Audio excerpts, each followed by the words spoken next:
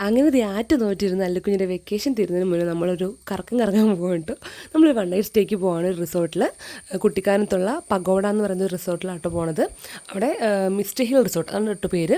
നമ്മുടെ വീടിന് ഒത്തിരി ദൂരമൊന്നുമില്ല, ഇന്നലെ 2-2.5 മണിക്കൂറുണ്ട്. ഒരുപാട് ദൂരത്തേക്കൊന്നും നോക്കിയില്ല. പക്ഷെ നമ്മൾ ചെന്ന് നല്ല ബെസ്റ്റ് ടൈമായിരുന്നു കേസ്. നല്ല മഴയും അടിപൊളി കാറ്റൊക്കെ ആയിരുന്നു കേട്ടോ. ചെന്ന 2 ദിവസം അങ്ങനെ തന്നെ ആയിരുന്നു.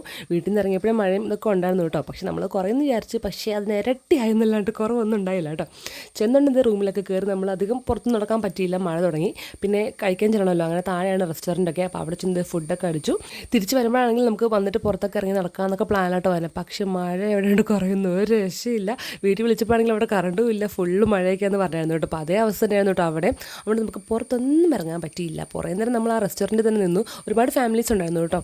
ബ്രേക്ക്ഫാസ്റ്റ് മാത്രമായിട്ട് നമുക്ക് അവിടെ കോംപ്ലിമെൻ്ററി ആയിട്ടുള്ളത്. അപ്പോൾ ബാക്കി ഫുഡ് നമ്മൾ പേ ചെയ്യണം. അങ്ങനെ അതേ ഫുഡൊക്കെ കഴിച്ചു.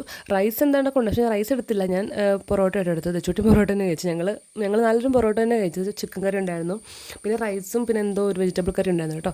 അങ്ങനെ അവിടെ നിന്ന് നമ്മൾ കുറച്ച് നേരമൊക്കെ നിന്ന് ചുട്ടിക്കൽപ്പിന് പുതിയ കൂട്ടൊക്കെ കിട്ടി കേട്ടോ. അങ്ങനെ നിങ്ങൾ മഴയൊന്ന് കുറഞ്ഞിട്ട് പോകാമെന്ന് ഓർത്തിട്ട് എവിടെ മഴ കുറയുന്നു. അങ്ങനെ പിന്നെ മഴയത്ത് തന്നെ നമ്മൾ കുടയൊക്കെ ചൂട് കയറി റൂമിലോട്ട് വന്നിട്ടുണ്ട്. അവിടെയാണെങ്കിൽ ഇടയ്ക്കിടയ്ക്ക് കറണ്ട് പോകുന്നൊരു ഹില്ലിൻ്റെ മുകളിലോട്ട്, നല്ല മുകളിലാണ് നമ്മുടെ ഈ ഒരു കുഞ്ഞു ഹട്ട് പോലത്തെ റൂമുകൾ.